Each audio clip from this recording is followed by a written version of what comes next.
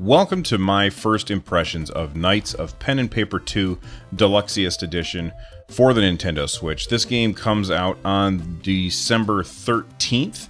It is really fun. Let's talk about it. It's a turn-based RPG, 16-bit graphics. You play as a bunch of nerds playing Dungeons and Dragons, so it's kind of a meta game going on. You can choose between being like an elven cheerleader thief, or you could make your character as a dwarven goth paladin.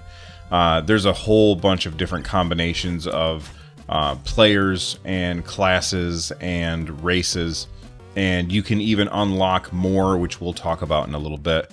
Like I said, this is a 16-bit style graphics game. It's got very charming graphics. Very cool. My only complaint with the graphics is sometimes it can be really hard to tell what is selected. So perhaps I'm going to cast a spell to heal one of my players. I can't tell who's selected without moving the cursor back and forth a few times. This would have easily been fixed if they had just made the selected whatever have an outline around it, but instead they have it just mildly changed in color. It's really hard to tell. I also think this game could do well with like a colorblind mode for, people like my son who are red-green colorblind. That might actually help. I had trouble, and I'm not colorblind, so I can't imagine what a hard time he would have with the selection. Hopefully that's something that they can add down the line. I'm not sure. I did send an email to the developer explaining that I thought that was something that needed to be changed, but outside of that, there's very little about this game that is negative. So the music is all chiptunes music. It very much reminds me, especially like the victory music after you've defeated enemies, reminds me of Shovel Knight music, which is a huge compliment because that is one of my favorite soundtracks of all time. This isn't quite up to that par, but it's really good nonetheless. Although at some points it does kind of get repetitive. That being said, it's worth listening to and very fun to have on in the background while you're playing. Like I said before, the game is a sequel. The first game is also on the Nintendo Switch. That came out, I believe it was earlier this year. I could be wrong about that. And speaking of which, right now there is, well, perhaps not right now, perhaps soon, there will be a bundle where you can pick it up because the game doesn't, like I said, it doesn't come out until December 13th. But there's going to be a bundle for $22.49 where you get both of the games. Or if you already had the first one and you want to pick up the second one, you can do so for 20% off. Just by having the first game in your inventory, I guess. You would think that a game that is based on mostly menus, like you don't control your characters, it's basically menu. You would think that it wouldn't get confusing, but there's some button placement that just bothers me.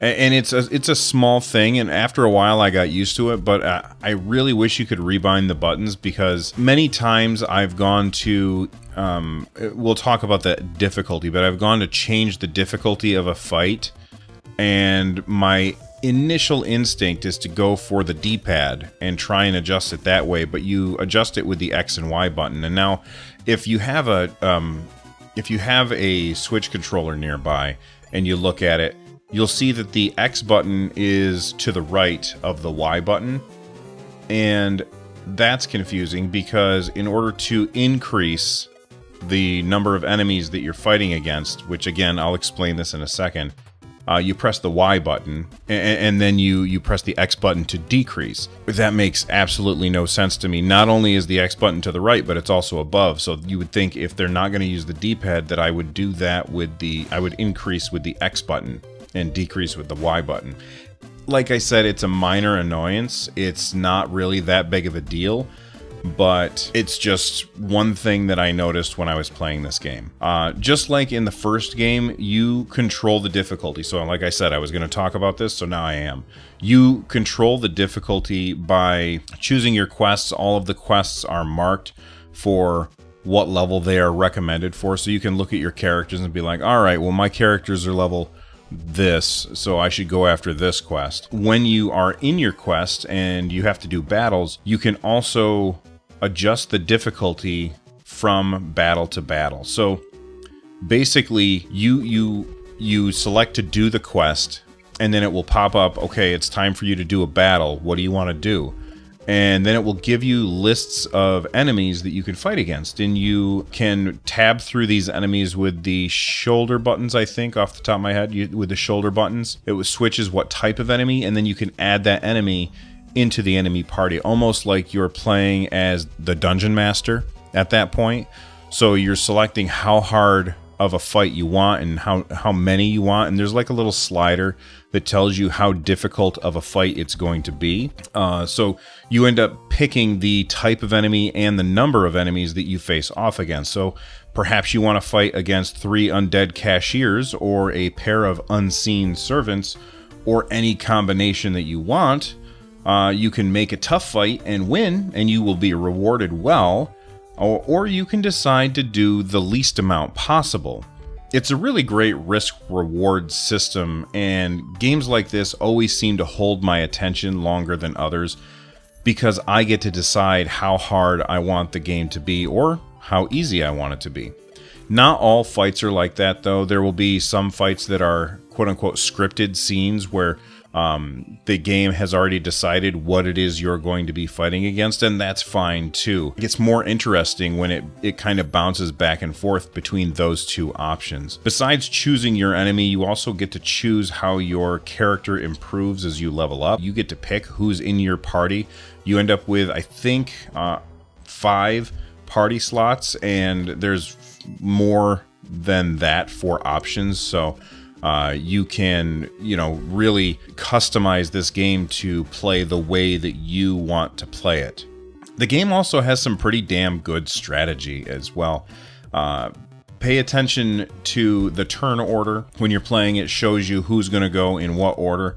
And make sure that you fire off the right spell at the right target at the right time, and maybe wipe out an entire set of enemies before they even get to lift a finger. That can be very, very satisfying. However, you might make a mistake and something attacks you that you didn't anticipate, and that's upsetting too. The game is really funny. It is chock full of absurdist humor that it walks right up to the knife's edge between silly and stupid, but it always seems to maintain its balance. It's right there at the edge, but it's so fun. From the player, race, and class combinations and the constant fourth wall breaking jokes to the dungeoneering magazines that you work your way through in order to unlock new gear and new players for your party and new classes. There's a lot to laugh at this game, and it feels like there's a lot of content too. If you like turn-based RPGs and you like humorous style games, then I think Knights of Pen and Paper 2 might be a really safe bet. And with that, with the bundle coming with both games for $22, I think that's an absolute steal, and I highly recommend that you check out Knights of Pen and Paper 2 and Knights of Pen and Paper 1 for the Nintendo Switch. They are super, super funny, really fun games, and being able to take them with you on the go is just one more added bonus to what is already something that I think is just awesome.